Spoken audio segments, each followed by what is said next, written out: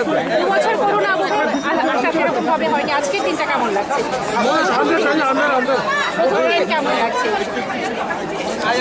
बहुत लोगों को शायद मालूम नहीं है कि मेरा असल में जन्म उसी दिन हुआ था जिस दिन खारची पूजा हुई।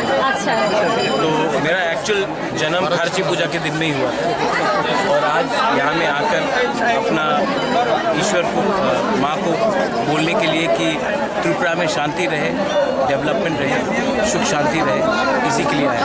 इसमें उससे ज़्यादा उसमें कुछ नहीं है। আপনার জন্মদিনের দিন এখানে এসে সত্যি একটা আমাদের কাছে একটা প্রাপ্তি হয়েছে, আমরা এই খবরটা জানতে পেরেছি।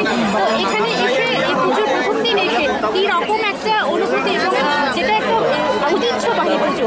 খারচি পুজো কিন্তু আমাদের ত্রিপুরী রাজাদের ছিল, এটা কুল দেবতার পুজো। তো সেটা এখন জনজাতি সকলের জন্য একটা মিলন মেলা হয়ে গেছে, সেই বিষয়ে যদি একটু বলেন। देखिए, ये हमारा कल्चर है, खारची हमारा कल्चर है, हमारा आइडेंटिटी है। इसको हम लोग रिलीजन से मिलाव नहीं करते। एंड मोस्ट इम्पोर्टेंटली ये जो हमारा कुल देवता है, कुल देवी है, ये हमारा बहुत पहले से हज़ारों साल से ये परंपरा चल रहा है और ये मेरा धर्म बनता है, मेरा कर्तव्य बनता है कि मैं उस परंपरा को आगे बढ़ी। একদম একদম।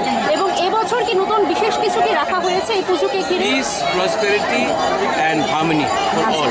Not only for the Tiprasa people, for the Bengalis, for the Muslims, for the Christians, all the people of Tripura, may peace be upon all of them. আচ্ছা, সরকারিভাবে কি কিছু বিধিনিষেধ থাকছে এই পুজোতে? ये अपना हमें सरकारी नहीं, हमारे सीएम आछे, आपने उनर संगे कथा बोलें।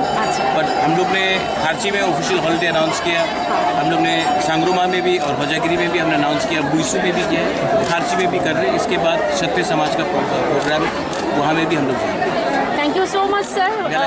Thank you sir.